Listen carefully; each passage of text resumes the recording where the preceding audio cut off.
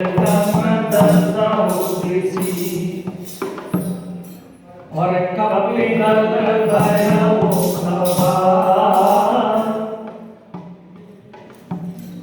लंका कांड के अंतर्गत आप प्रथम दिन के युद्ध का वर्णन सुन रहे हैं।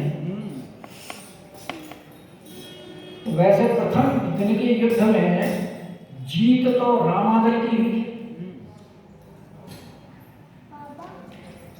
और संध्या तक उन्होंने निशाचरी सेना को छिन्न भिन्न कर दिया।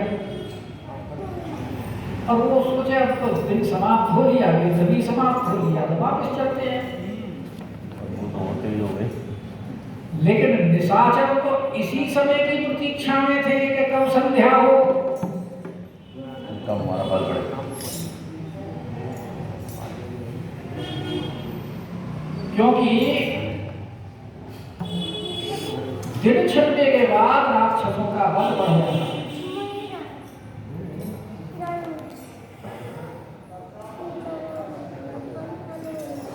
और उन्होंने पीछे से हमला कर दिया। अब वानरों ने शोर सुना कि ये रावण की दुहाई देते हुए और कैसा शोर हो रहा है, तो देखे तो वो तो युद्ध करने के लिए आ रहे हैं। ये भी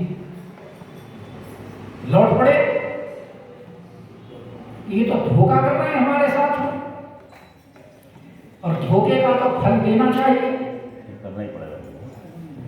और जब इन्होंने उनके मार लगाई तो जो उनके सेनापति थे अनिप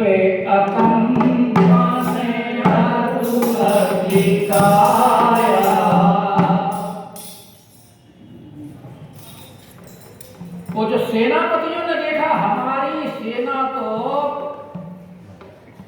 अब भी विचलित हो रही है वानरों की मार से, तो उन्होंने फिर माया का विस्तार किया।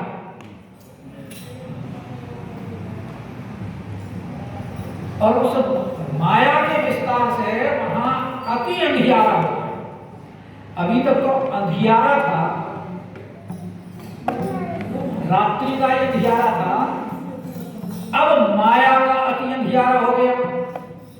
क्या भय हो निमिषों में अति अंधियारा। अब एक तो अंधियारा, फिर अति अंधियारा, अति अंधियारे के ऊपर भी अंधियारा। माया से जो उन्होंने वृष्टि की, और वृष्टि तीन चीजों, सेनापति तीन है ना, तो तीन सेनापतियों ने तीन ही चीजों की वृष्टि की। क्या क्या डाल रहे हैं?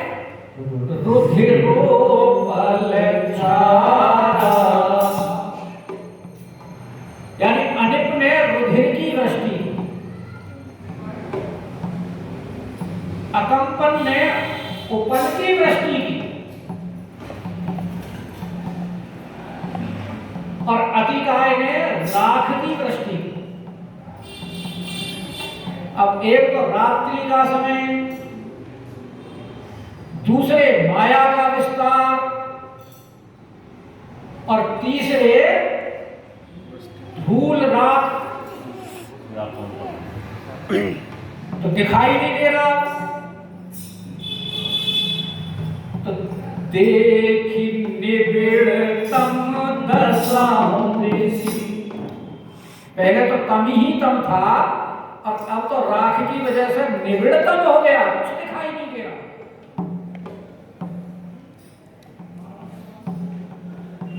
तो जो दल था, वो जो रामादल था, जो युद्ध कर रहा था, वो घबरा गया, खलबली पड़ गई उसमें।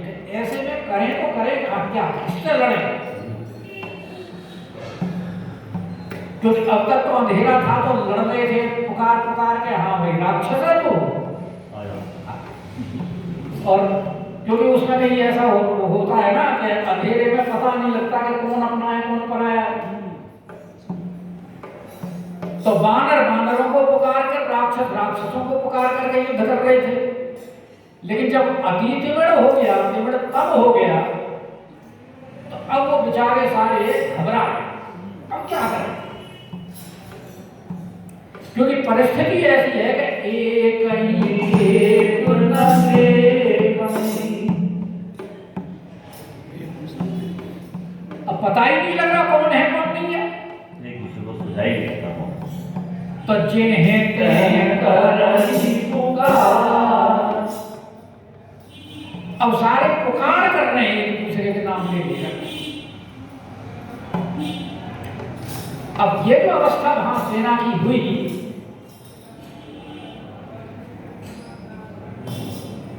तो राम जी के पास समाचार पहुंचा कि हमारी सेना व्याकुल है, राक्षसों ने माया का विस्तार किया है और उसमें उन्होंने रुधिर की दृष्टि, क्योंकि रुधिर की दृष्टि से घृणा होती है।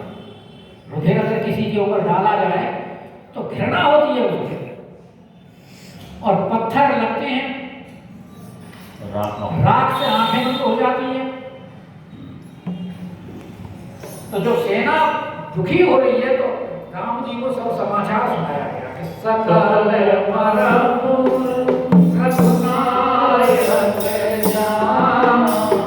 तो बताया किसने, क्योंकि संचालन मध्य में कौन कर रहे हैं? विभीषण जी, जामवंत जी और सुग्रीव। और राक्षसों के समाचार वहां सबसे पहले कौन पहुंचाता है? क्योंकि ड्यूटी किसकी है? उनके बाद विभीषण जी के तो अपने गुप्तचर है ना, वो सारे समाचार दे रहे हैं। तो उन्होंने समाचार दिया विभीषण को, विभीषण ने समाचार दिया राम जी को। तो राम ने वहां की सारी परिस्थिति को जाना कि सकल मरम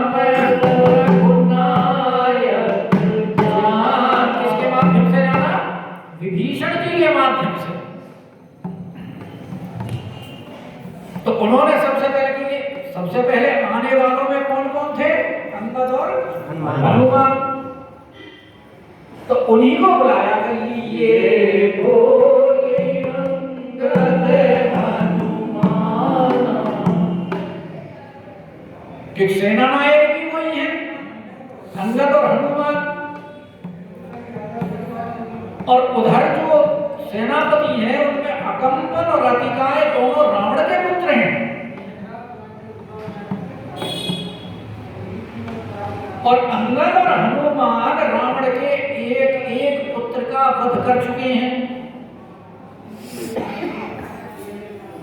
अब फिर दोनों का युद्ध कौशल उन्होंने अभी देखा है अपनी आंखों से, तभी तो भगवान दिखा रहे थे ना उनको।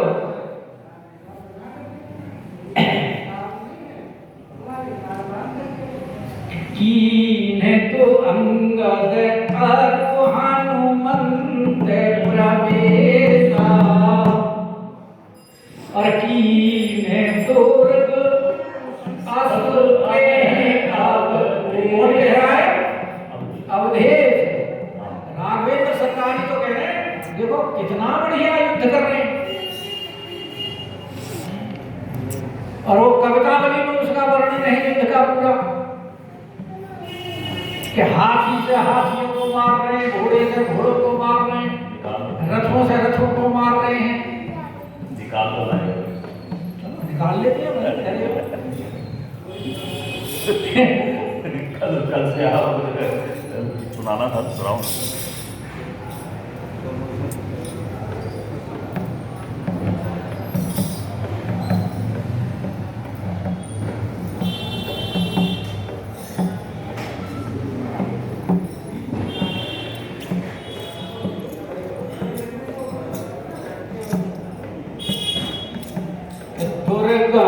दुर्ग पहाड़ से भाई,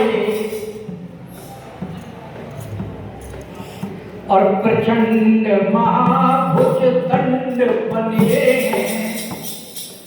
मानव सेना कैसी प्रचंड है? पहाड़ से भी भारी और बड़े बलशाली हैं। और लख में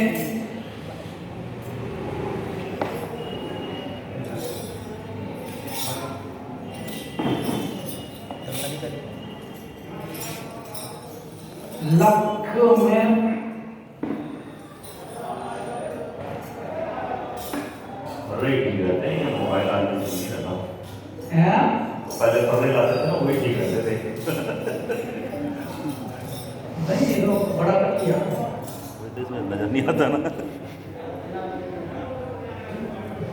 तो वो सुना दे, अरे हाथी में सो हाथी मारे, घोड़े सो संघारे घोड़े, रथनी सो रथ गिर रनी बलवान की, चंचल चपेट चोट चरण चकोट चाहे, और रानी खोजे वह रानी जागुधान की, बार बार सेवक सराहना करत राम, तुलसी सराहे नीति साहेब सुजान की, और नामी लूम लसत लपेटी पटकत भट, और देखो देखो लखन लरनी हनुमान की। कवितावली है ना? कवितावली। और दबा की तबोरे एक, और बारे थी में बोरे एक, मगन मही में एक गगन उड़ात है, और पकड़ी पछारे कर चरण उखारे एक, और चीरी फारी डारे एक मीठी मारे लात है, तो तुलसी लखत राम रामनु विबुध विधि, चक्रपाणी चंडीपति चंडिका से हाथ हैं, और बड़े बड़े मानित वीर बलवान बड़े, और जागुधान चूथप निपाते, निपटा दिए, बात जात है। इसमें कई हैं वैसे।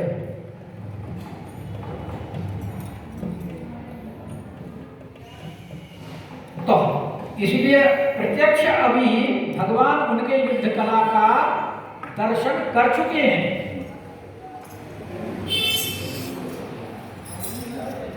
तो इसीलिए उन्होंने दोनों को बुलाया, अंगद और हनुमान को, क्योंकि रावण के जो दोनों पुत्र सेनापति बनकर आए हैं और ये एक एक पुत्र को मार चुके हैं, तो अंगद हनुमान को इसीलिए बुलाया कि इनका संहार यही करने में समर्थ है। इसलिए लिए बोली अंगद हनुमान, तो समाचार सब कही समझाए। तो अंगद हनुमान तो पहले आ गए हैं ना, पीछे जो युद्ध हो रहा है निशाचरों के साथ, वानर भालुओं का, इनको पूरे समाचार ज्ञात नहीं है। तो राम जी उनको बता रहे हैं कि ऐसे ऐसे सेना लौट रही थी, तो उन्होंने पीछे से हाथ तोड़ कर दिया है, और वहां माया का विस्तार कर दिया है उन्होंने, जिससे हमारी सेना परेशान है। तो आप जाइए और उनकी सहायता कीजिए कि समाचार सब कहीं समझाए, सुनत गोपी कवि कुंज धारे। जैसे ही प्रभु की आज्ञा हुई और समाचार सुना, तो दोनों कपि कुंजर अंगद और हनुमान वहां से दौड़ पड़े, और इधर से तो ये अंगद और हनुमान गए हैं, उधर से भगवान ने देखो क्या लीला की कि हंसी पुनि कृपालो हंसी चाप चढ़ावा। इनसे कहा है तुम पहुंचो वहां, और भगवान हंसे इसलिए देखो जरासी माया से घबरा गए। अरे हम मायापति बैठे हैं, हमारे होते किसी की माया का क्या प्रभाव हो सकता है। इसलिए भगवान मुस्कुरा दिए। इसका मतलब उनकी जो माया थी, उस माया का भगवान ने एक तरह से उपहास किया कि सुनी कृपाल। कृपाल इसलिए है कि अब वानर भालुओं के ऊपर कृपा करने वाले हैं कि सुनी कृपाल हंसी चाप चढ़ावा। तो भगवान ने तुरंत अपना धनुष बांध लिया और धनुष के ऊपर बाण चढ़ाया। तो कौन सा बाण चढ़ाया कि पावक सायक सपति जनावा। अग्नि बाण चढ़ाया।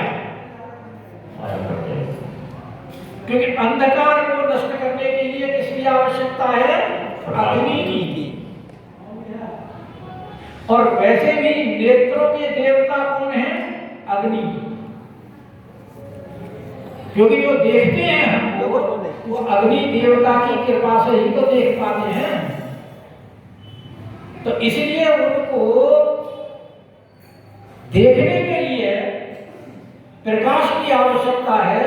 तो भगवान ने अग्निबाण चलाया कि पावक सायक सब चलावा तो भयउ प्रकाश अरे कतहु तम नाई और ज्ञान उदय संशय जाई। तो जैसे ही भगवान ने अग्निबाण चलाया उसके प्रकाश से सारा अंधकार नष्ट हो गया।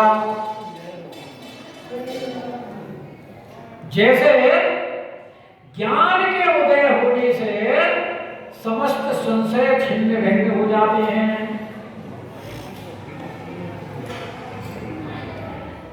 जब तक ज्ञान नहीं है तब तक ही हम इस संसार में भटक रहे हैं।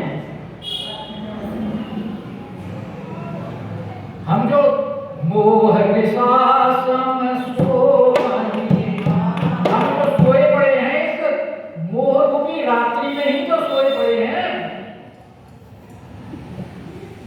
लखनलाल जी यही तो ज्ञान दे रही हैं निषाद राज को कि भाई इसमें किसी का कोई दोष क्योंकि उसने सारा दोष किसको दिया? केकई को। देखो केकई के कारण आज ये यहाँ इस अवस्था में पेड़ के नीचे सो रहे हैं, सिंसुपादर के नीचे। तो लखनलाल कह रहे भाई इसमें किसी का कोई दोष नहीं। यहाँ सारे ही मोह निद्रा में सोए पड़े हैं संसार में। और ये तो जब ज्ञान उदय होता है तभी जाकर के इन संशय को छिन्न भिन्न होता है। वरना अगर संशय में रहता है तो संशयात्मा विनश्यति।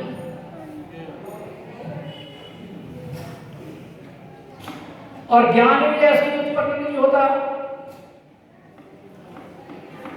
वो भी भगवान जब कृपा करते हैं तभी होता है।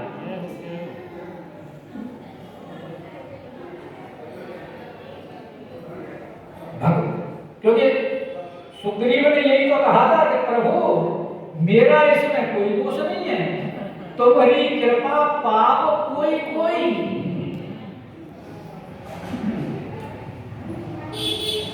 हम तो पामर जीव हैं। आपकी जब तक कृपा नहीं होगी तब तक हमारा तो ज्ञान अगर हो भी गया तो अभी वो स्थिर नहीं है। क्योंकि अगर किसी का ज्ञान स्थिर हो गया तो उसमें और आप में अंतर ही क्या रह गया?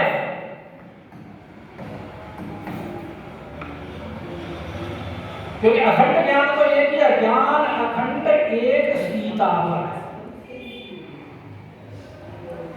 अखंड ज्ञान तो सिर्फ राघवेंद्र सरकार है। और अगर उनके ज्ञान के समान जीव का हो गया तो जीव में और उनमें अंतर क्या है? तो जैसे ज्ञान के उदय होने से संशय नष्ट हो जाते हैं, ऐसे ही अग्निबाण के चलाने से सारा अंधकार समाप्त हो गया। और देखो बाण की तीव्रता देखो, अंगद हनुमान पहले भेज दिए हैं, इतने वो पहुंच भी नहीं पाए, इतने बाण ने जाकर के प्रकाश कर दिया कि भानु बली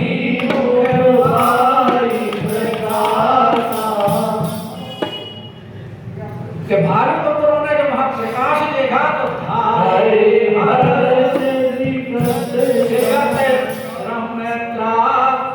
तो वो दौड़े हैं किसके? हर्ष के साथ। और उनका जो श्रम था, जो त्रास था, वो सब दूर हो गया। क्योंकि यहाँ जो दोहा है तो इनमें जो स्थिति वर्णन की है कि देखी क्या दिखाई दे रहा है? एक तो देखी तम दिखाई दे रहा है, दूसरा निबिड़ है तम भी। क्योंकि एक तो रात्रि का अंधकार था, एक माया का, फिर राख का जो निबिड़ हो गया उड़ जाना। तो उससे स्थिति क्या हुई? कपिदल भयउ खबार, खलबली बढ़ गई। एक तो तम निबिड़तम खलबली, और फिर क्या है कि एक चौथी स्थिति, और पांचवी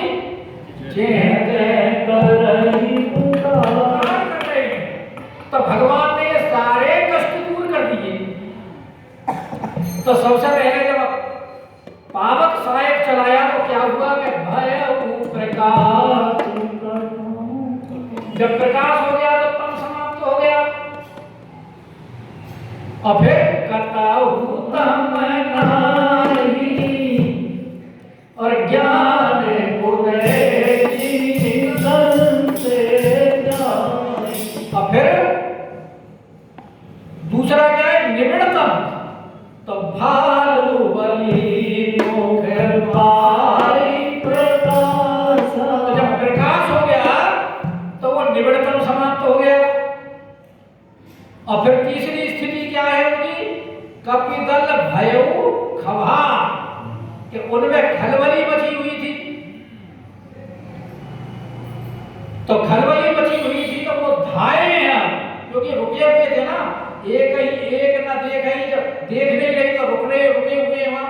तो अब वो रुकी हुई उनकी स्थिति समाप्त हो गई, अब दौड़ लगा प्रकाश देखकर धाये हर्ष, और हर्ष से उनकी जो खलबली थी वो शांत हो गई। अशांत थे यहाँ तक, तो खलबली में अशांत थे, हर्ष समाप्त हो गया था। तो जब आए तो वो खलबली समाप्त हो गई, हर्ष हो गया। और और जो पुकार कर रहे थे, जो त्रास हो रही थी, माया की जो त्रास थी, तो माया नष्ट होने से उनका श्रम भी नष्ट हो गया और त्रास भी जा गया। भगवान ने उनके सारे संकटों का निवारण कर दिया। इसीलिए गोस्वामी पाद कह रहे थे कि पुण्य कृपाल जाप, भगवान ने कृपा करके उनके 5 प्रकार के जो कष्ट संकट उनके ऊपर आए थे उन सबका अग्निबाण चढ़ा करके निवारण कर दिया। तो हनुमान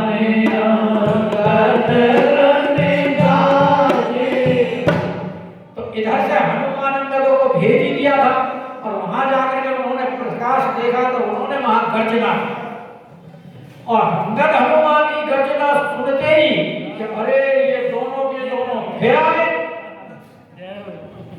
अभी तक तो वो बानर भालुओं से ही नहीं निपट पा रहे थे, और अब उनके सेनापति भी आ गए। उनके पराक्रम को देख ही चुके हैं कि किसी की गर्दन तोड़ रहे हैं तो रावण के पास फेंक रहे हैं, निशाचर जो महाबली उनके सुभट हैं उनके पैर पकड़ पकड़ के भगवान राम जी के पास फेंक रहे हैं, और विभीषण जी उनके नाम ले लेकर के बता रहे हैं। तो उनके वो देख ही चुके हैं चमत्कार। इसीलिए जैसे ही अंगद हनुमान पहुंचे और उनकी गर्जना सुनी तो हाँ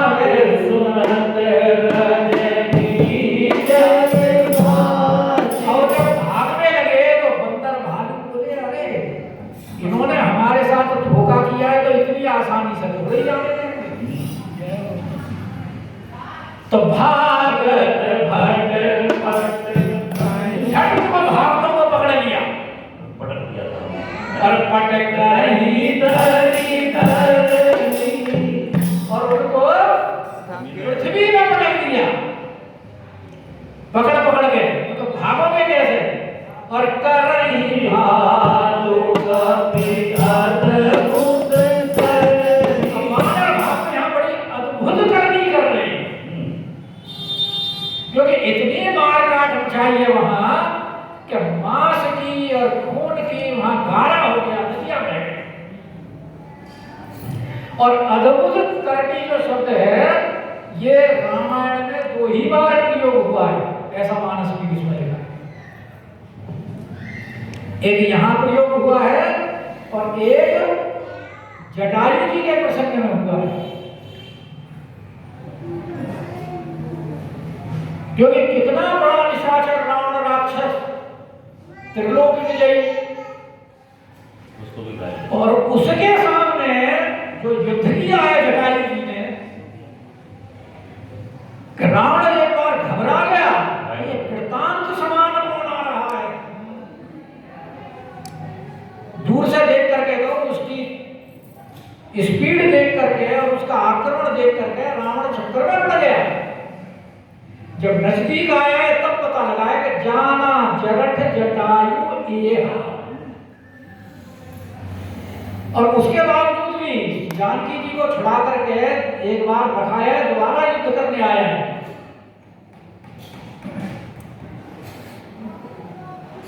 उस समय युद्ध करने में काटे सी पंख गिरा और सुबीर राम कर अद्भुत करनी। वहां जटायु ने अद्भुत करनी की है और यहाँ मानव भागु अद्भुत करनी कर रहे हैं।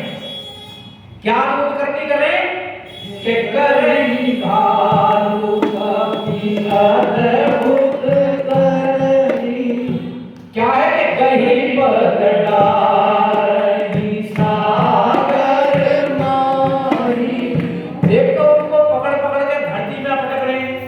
और दूसरे पकड़ पकड़ कर समुद्र में फेंक रहे।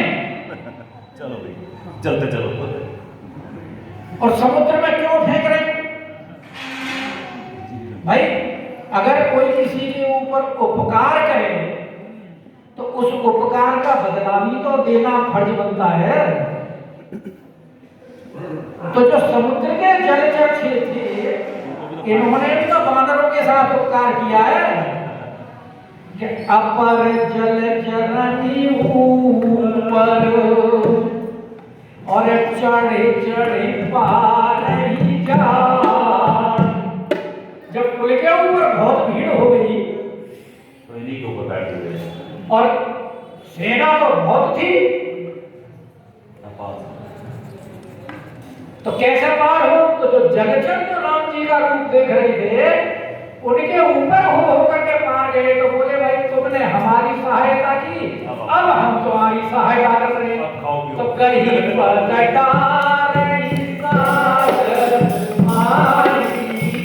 और मकर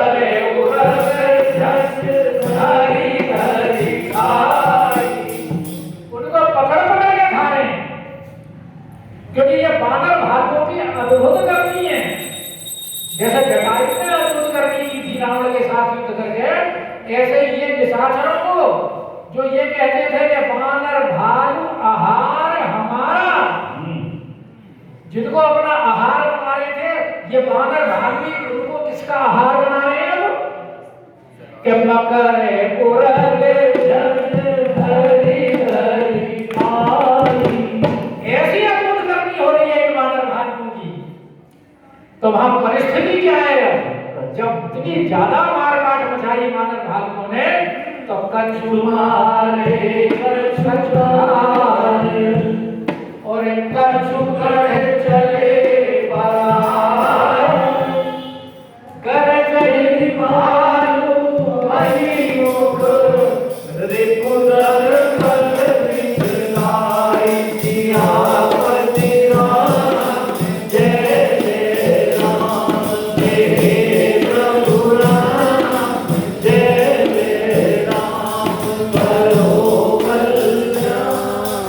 भाई देखो, आज जो रसिया सुनाने का नंबर है